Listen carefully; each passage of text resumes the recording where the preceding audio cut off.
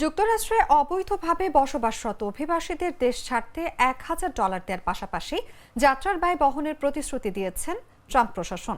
বাংলাদেশি মুদ্রায় এই প্রণোদনার পরিমাণ প্রায় $1,21,000।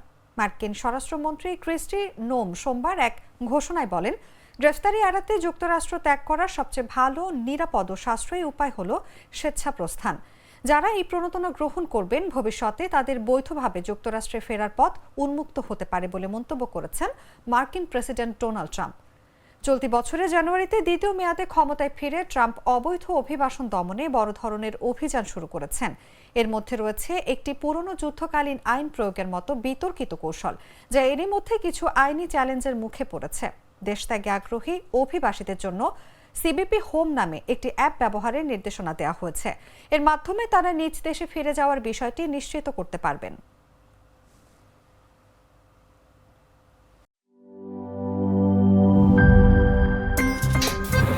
আমার একটা স্মার্ট সিদ্ধান্তে 25% গ্যাসের খরচ কমেছে। ভাবছেন কিভাবে? সাধারণ গ্যাস স্টোভ বদলে আমি এনেছি আরএফএল গ্যাস স্টোভ। এর সাইন্টিফিক নজল ও ব্রাস বার্নার ক্যাপ সমানভাবে তাপ ছড়িয়ে রান্না করে দ্রুত, তাই গ্যাসও বাঁচায় 25%, টাকাও বাঁচে 25%। আরএফএল গ্যাস স্টোভ, নিরাপদ ও গ্যাস সাশ্রয়ী।